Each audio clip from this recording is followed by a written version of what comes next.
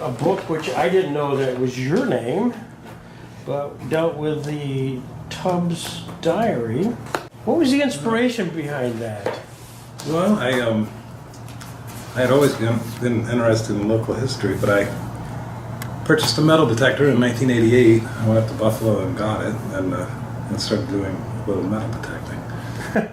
And of course, it was helpful to find maps and see where things were. So I ran into this book. Actually, my mother found a copy of it that was typewritten, and I'm not absolutely sure where she got it, but I started looking at it and I thought, well, he's talking about here. Yeah. And so I don't know, in my obsessive compulsive nature, I thought that I should commit my thoughts to writing. So that was... Well, it's the diary itself, but then, of course, the key is all of the footnotes that go with that. Yeah. I mean, that's the real work you did. Well, the place names and everything had changed, so it just... I figured out where things were, so I tried to put it in relatable terms, is what I was talking about for today.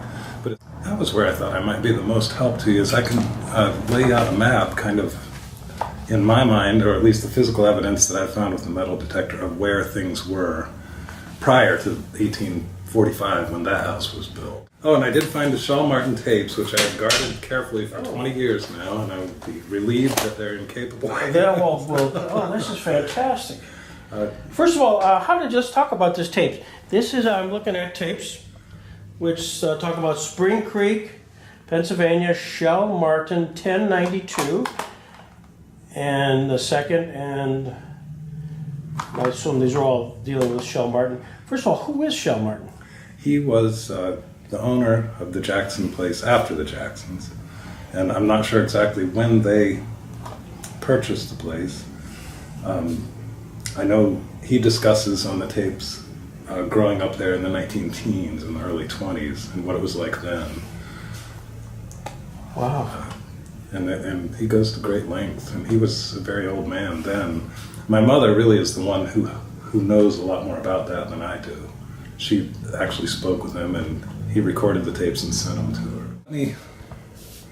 The broken straw. Now, you know, probably, I'm sure you must at this point, that there was a water-powered mill about a mile upstream from the Jackson Did not. farm. We always called it the deep hole. It was a swimming hole when I was a kid. You can see timbers in the bottom of it that are obviously man-made. And later on, we discovered that there had been a large mill there, and I kind of believe maybe that was the foundation of the Irvin Mill, because it would have been on that property. And there's a very deep hole there that I assume was where a spillway was. But the creek comes down.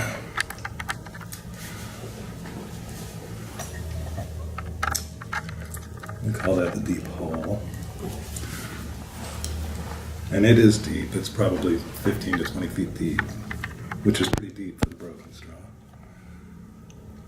But then the creek comes down, and it makes kind of a curve, and then there's an inlet back this way, and another little inlet here that we call the lagoon. And the creek is relatively straight up to here. Well, the Jackson house would be about here, and the drive, and the bridge. What was the bridge called? You know, we just called it because we had always called this place the Morton Farm because the Mortons had been tenants there, and those were the people we associated it with. So we called it the Morton Bridge. Now I know that there's a deed that calls for Spencer Bridge. We never knew any Spencers. There was a plaque on the bridge that said it was manufactured by a company called the Spencer Ironworking Company. So that would be that's probably the reason. It's just a... I think, I'm not 100% sure. The deed calls for Spencers, like as if it was a person. And it was 1908 was the date on the plaque. We found another plaque up here. There are a couple of little culverts here that are kind of like miniature bridges. And we found another plaque in there that was dated 1903, and it was, I can't remember what the wording on it was, but it was another bridge. By the way, do you know where that plaque, the Spencer plaque, did that ever end up anyplace? I'm really not sure where it is. Yeah. I know that someone had tried to get it off. Part of the bottom was chipped off. You could tell that somebody had been trying to get it off, and I believe my dad took it off to keep somebody else from getting it. But, you know, it was...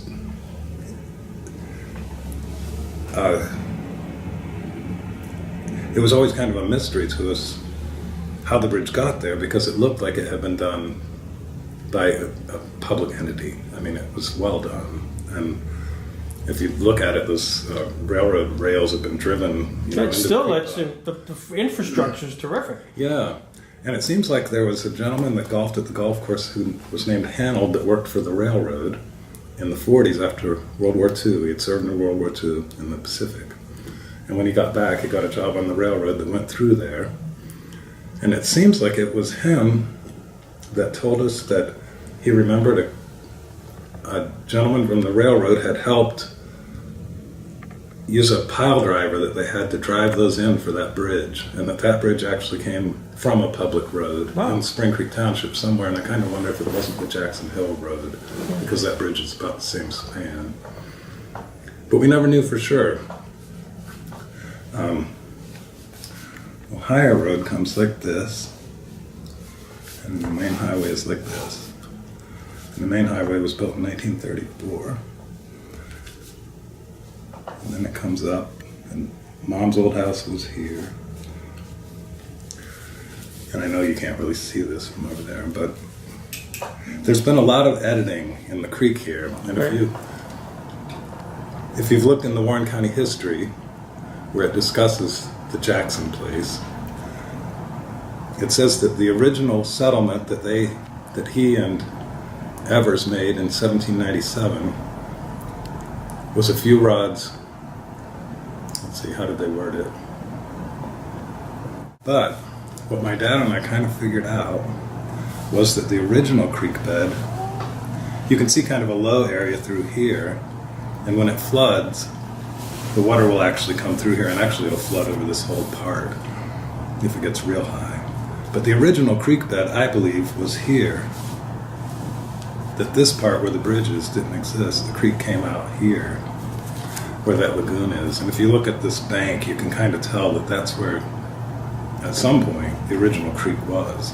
So as you do right now, when you cross the bridge, you got to go up like this to get to the bridge. Yeah.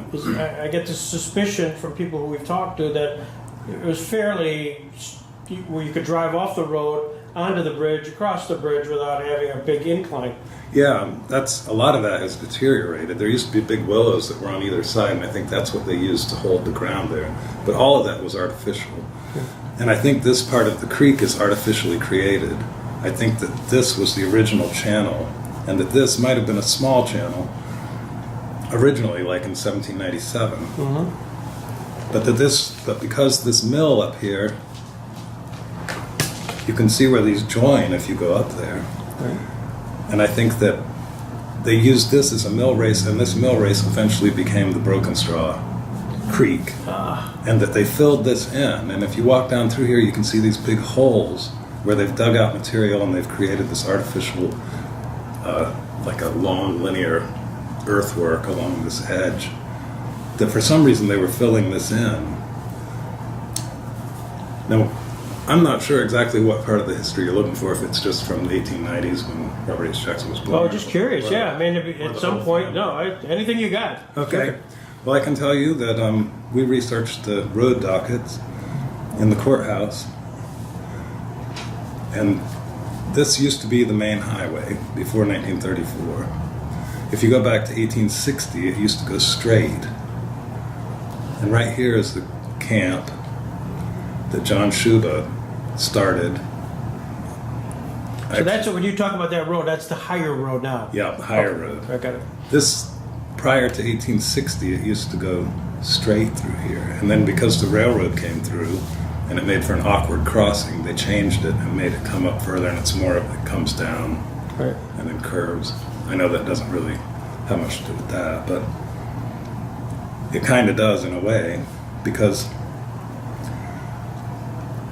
everything that we've been able to research and the stuff that I've been able to find has told me that there was kind of a little community here that included the original Jackson, Elijah Jackson. Well, There was Mom's place was Watt's, Alexander Watt. Or I'm sorry. You say Mom's place, that's now the clubhouse of the golf course, okay. The golf course. Okay. You know, actually I've got that wrong. Hers was Evers. Evers was a surveyor with Elijah Jackson, of course, Yep. that you know about. And then Watt was down here, where this camp is. And there was a foundation in the yard of that camp, which you can still find. And that's where some of these coins came from. I found an 1820 large cent, an 1853 3-cent piece, an 1851 large cent in that old foundation there. This is unbelievable. And here. Oh my gosh. Look And at I found another 1820 across the road where the first green is.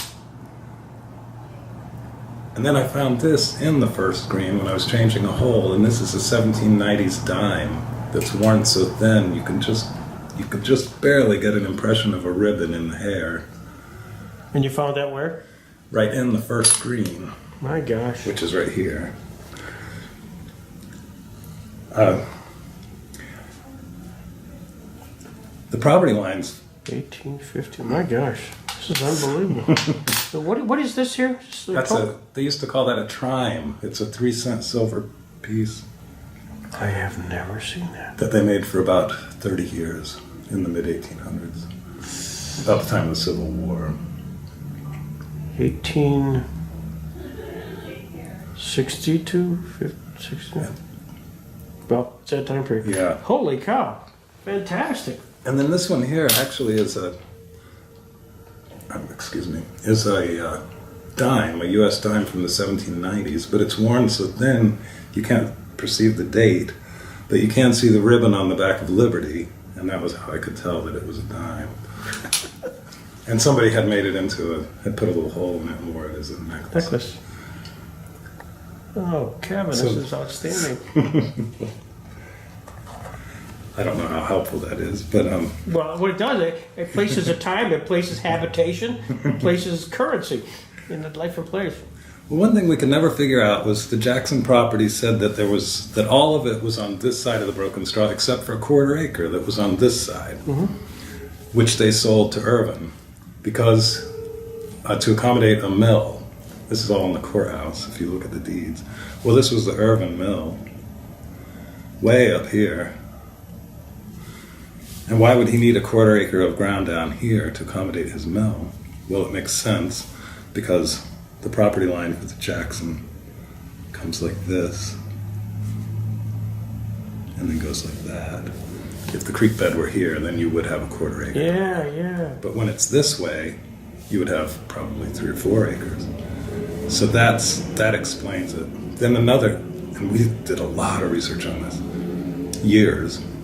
Another thing was the road docket that comes from Cemetery Road, or Eldred Hill Road, which is over here. And it says, going from the State Road, which was built in 1817, that Tubbs worked on. Right. And it says, and it follows the course, so many rods, east, so many minutes and degrees. But anyways, if you map it out, which I did on the computer, and I have it somewhere, it'll follow this course down this road, and then it stops here, and it says stopping at Culbertson's Mill. Well, if you go from the State Road to here, it puts you right there at this drive. And I think Culbertson's Mill, the real early mill before Irvin, was on the broken straw here, and that's why you have this little mill race-like thing here. Wow. And if you walk down there, you can tell this earth has really been changed through here over the years. Another docket we found, and this is even predates the State Road, it says from Culbertson's Mill to White's Mill. We don't know who White was, but it was over in West Spring Creek somewhere, and it says starting at Culbertson's Mill and running, and then the angle runs like this, and then it goes up, and it bends, and then it goes up over Jackson Hill. And this is 1813. That's really early. I think it might be the earliest road docket in Spring Creek.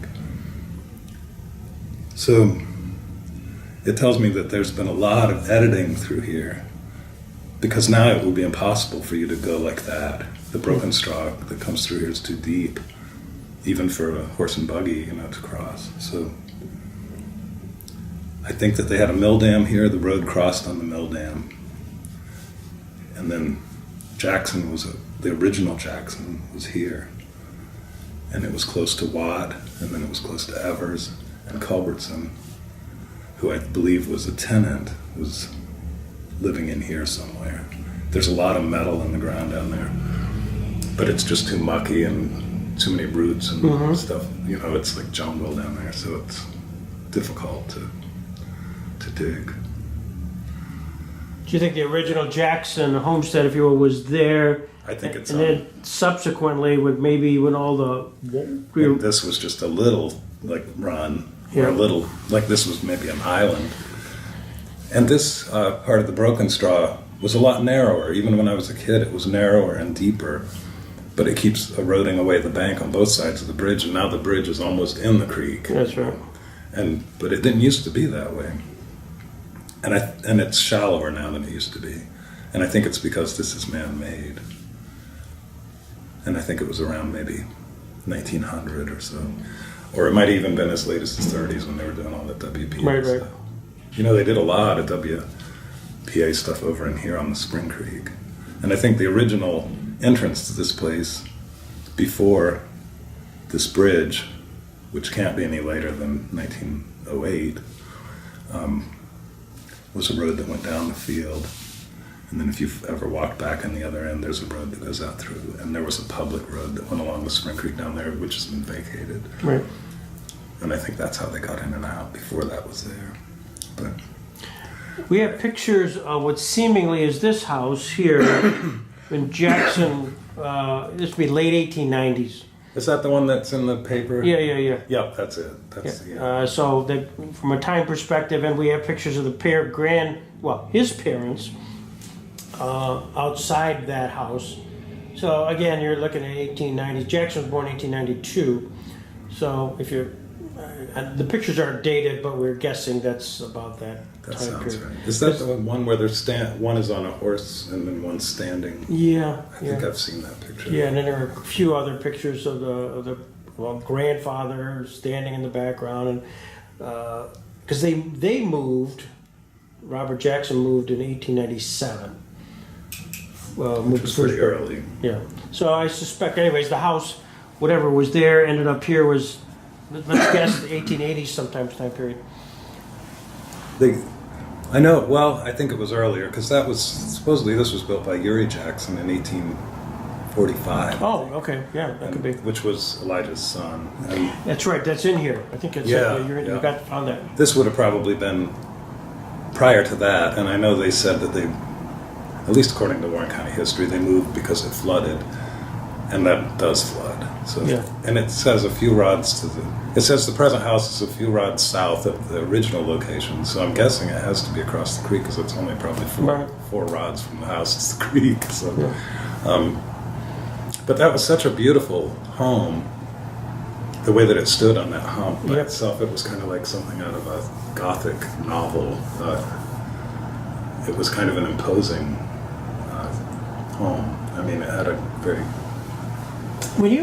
heavy feel to it. Time and place, Kevin.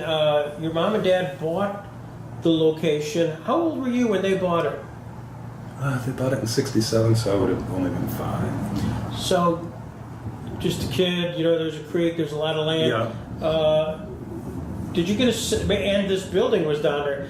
What was the state of the building at that time? It wasn't horrible. It was old and it was starting to look a little weary, but it wasn't to the point where plaster was falling off the ceilings or that kind of thing. It had electric, it had a furnace, it had everything that was modern at that time. Right. It was livable, and it did have tenants for a little while. And I think, and I can remember them driving cars across the bridge and riding in a car across the bridge with my mom. And it seems like someone from the Warren County Historical Society in '67 or '68, and I was just a kid, but they did a write-up on that house, which you could still find. And And I can recall going across the bridge in a car, because they wanted to get some pictures of it. I think there was, yes, we got a copy of something, Stepping Stones? Stepping Stone. Yeah. And we didn't know much about it then, and we didn't know much about Robert H. Jackson. Yeah. But it just we had heard of him, but really didn't know a lot about him. My parents were young, and they were busy raising a family. But it was later, that we started to understand the significance of it. And you know how history, a person passes away, but then their memory goes into kind of a nadir for a little while because it's too recent, but after a while it seems like when they start really being looked at, then it brings them back, like Edgar Allan Poe or Ulysses S. Grant, or after they're gone, then people start to kind of appreciate what they were. It's kind of hard I can't find the words to describe the connection that it made me feel toward Mr. Tubbs in particular, that he was setting foot on 200 years prior to the same places that I had grown up on.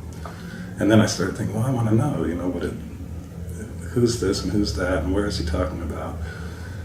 And over the course of time, it started to make sense.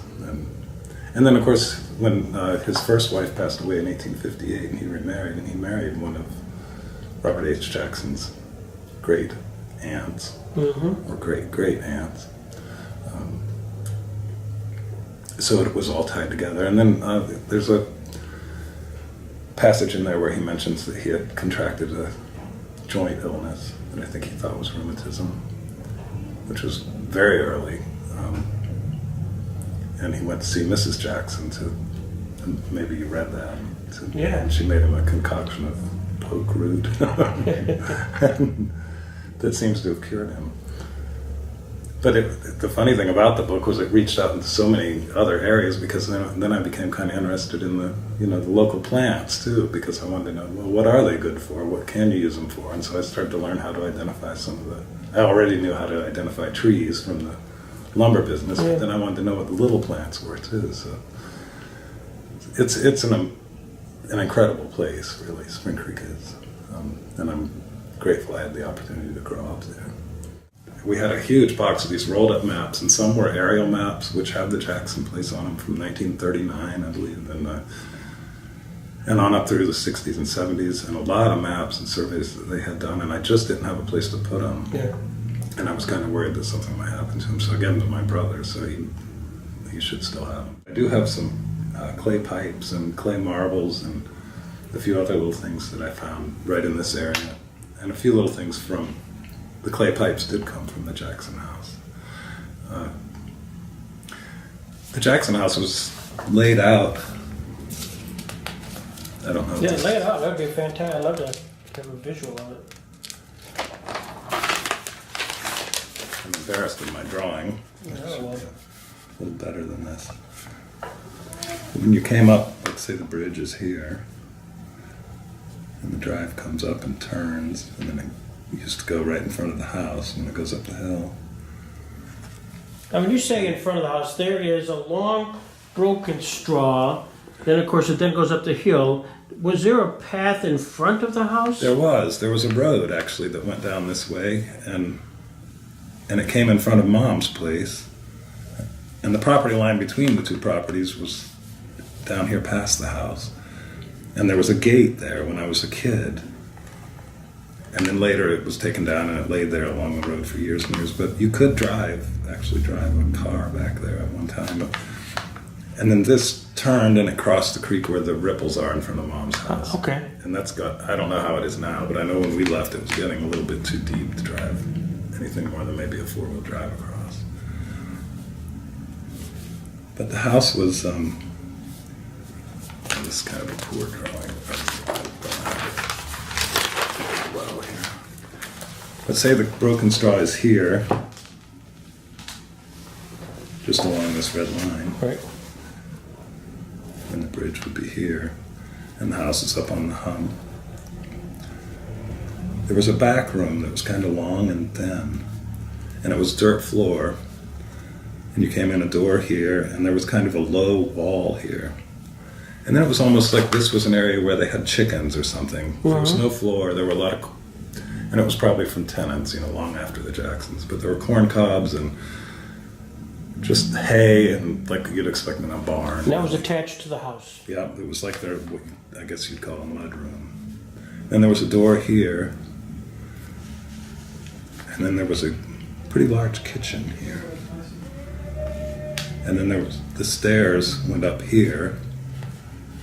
And the basement stairs, of course, were under the stairs going up. And then it seems like there was a room off this way. And there was a hallway back here. And another room here.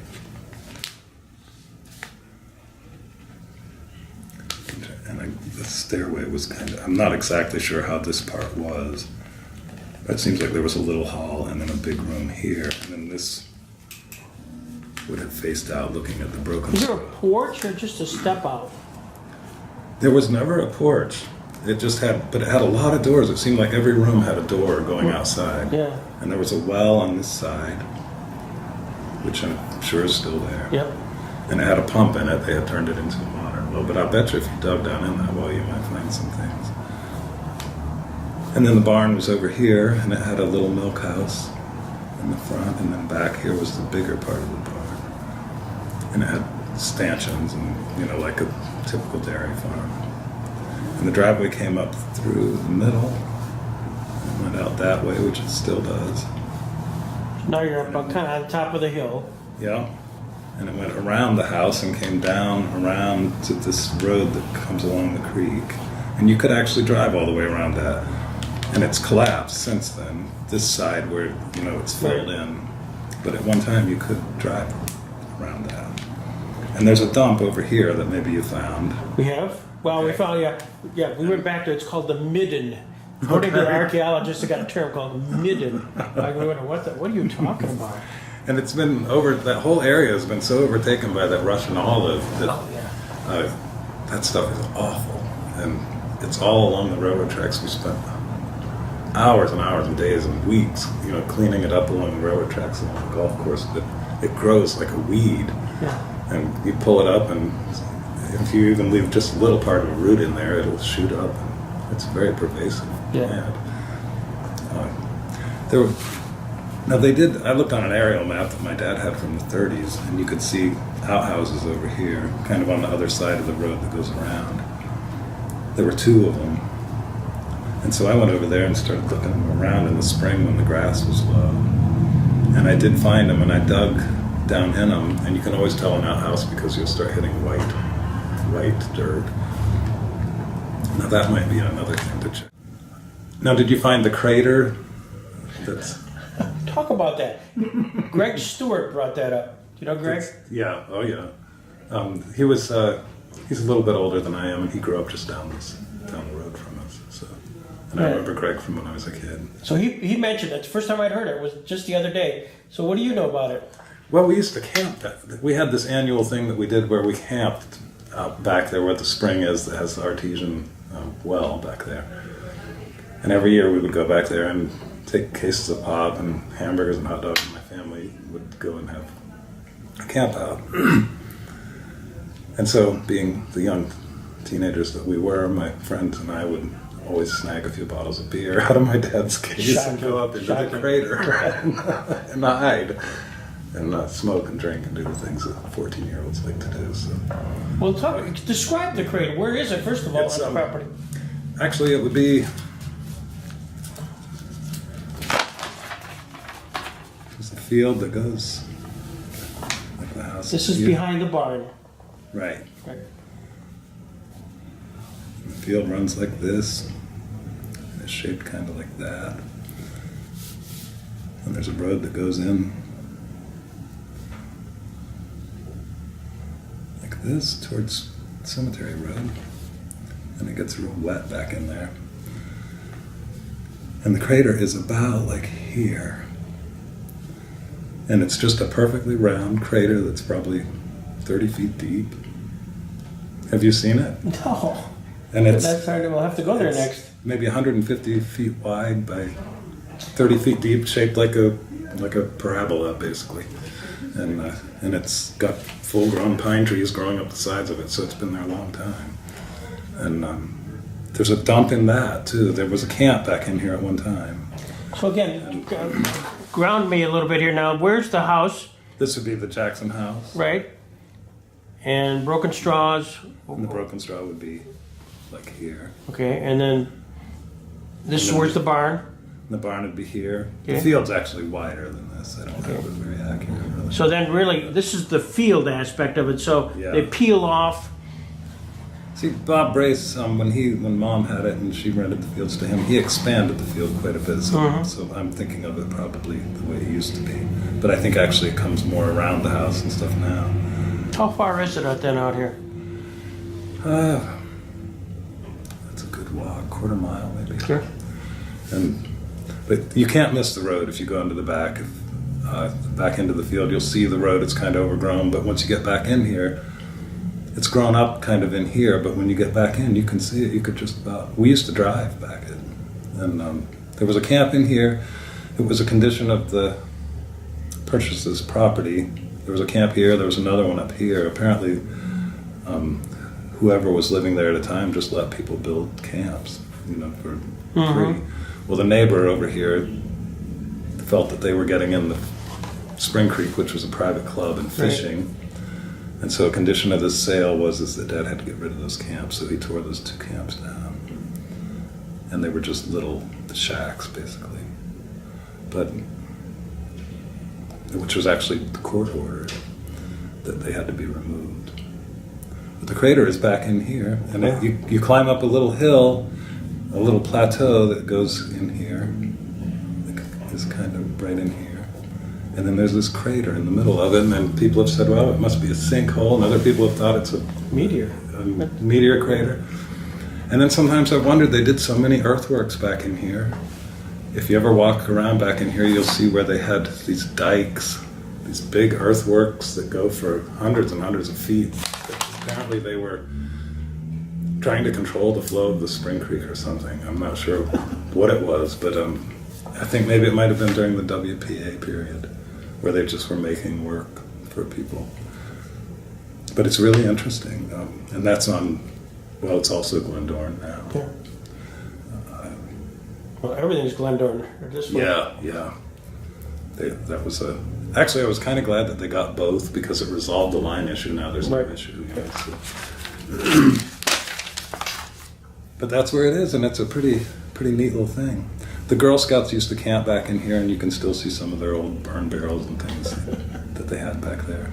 What a hoot. Yeah, and there's a road that goes through here and connects to another field that was on the urban that runs more like this. And it's kind of triangular in shape, and there's some humps over here that a lot of people thought were Indian mounds, and they may be, because I know in Corey there were a lot of them. But there's just 2 humps that just sit there that look kind of they look kind of odd to be natural. Right. But you can get lost in this area because there's just so much stuff to see and so much evidence of previous activity that captures your imagination. Wow. I love the place, but I've kind of lost my sentimental attachment to it. I feel like, well, I got to enjoy it for 45 years. That's a lot of years for anybody. So. Do you know what happened to the lumber and all that stuff? I mean, clearly there's nothing there. The stones are there, but there's no debris. Did the Amish or somebody take it away? There was a gentleman, I think, in West Spring Creek that took a lot of the lumber to use for a house, and Mom can probably fill you in better on that. And there was a lot that was burned. I know I can remember they had a lot of, actually the people that had the camp kind of felt at home, over there for some reason, and I remember they used to go over and have a lot of fires over there. And so I know that's how when the barn was torn down, most of it was burned except for the hand-hewed beams, which are in Mom's old house. Oh, really? Yeah, some of them are. Yeah. If you go into the living room, do you remember Mom's house? Yeah. And those big beams that are up in the ceiling. Yeah, and that's the one that's along the road, right? Right. that goes with the golf. Jack Davies lives in the. Yeah. I know, but Yeah. he's the caretaker. And in the living room, there's those big handheld beams, and that's where they came from. Kidding. So, Well, there you go. yeah, Dad put those up there. And he used to tell people that they were held up with glue to see how gullible they were. Yeah. It's striking to me how we'll commemorate places like the birthplace of Lawrence Welk, Yeah. who was a great entertainer, but really the long-term significance of what he did is minor by comparison. That's right. So it is. I'm glad to see that it's being enjoyed and it's going to be continued.